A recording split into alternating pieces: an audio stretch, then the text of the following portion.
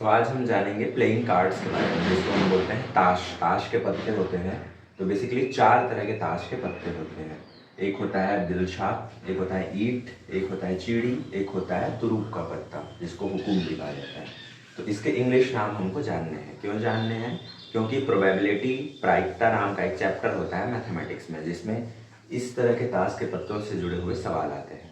तो इसलिए दिलशाप जो होता है उसको बोलते हैं हार्ट्स, ये ईंट वाले को बोलते हैं हम डायमंड्स, क्योंकि ये डायमंड की तरह दिखता है।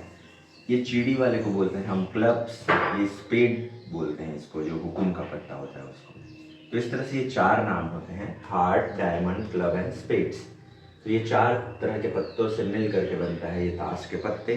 तो ये 13 होते हैं लगभग, ये भी 13, ये भी 13, ये भी 13। तो सारे 13 मिल के टोटल 52 कार्ड्स होते हैं।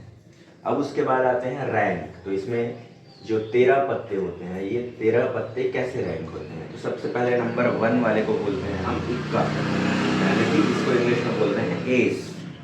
उसके बाद में 2, 3, 4, 5 से लेकर के 10 तक ऐसे ही रहते हैं नंबर्स। फिर उसके बाद में आता है जे, जिसको गुलाम या गुल्लू कहा जाता है, उसका इंग्लिश में नाम होता है जैक। फिर क्वीन, यानी कि रानी या बेगम बोलते हैं। फिर किंग, या इसको राजा या बादशाह बोलते हैं। तो इस तरह से इसके नाम होते हैं रैंक। तो इसमें मेन जो हमको दिक्कत आता है वो आता है इक्का का नाम नहीं पता होता है तो उसको बोलते हैं एस, जे का नाम नहीं पता होता है उसको बोलते हैं जैक, क्वीन एंड किंग। तो इंग्लिश मीडियम वालों को यह दिक्कत आता है, तो ये अगर आप एक बार जान लोगे तो ज़्यादा बेटर रहेगा। फिर जैसे फुल कार्ड नेम हमको बोलना है, जैसे कि ये 10 लिखा हुआ है और यहाँ पे हार्ट बना हुआ है, तो इसको बोलेंगे 10 ऑफ हार्ट्स।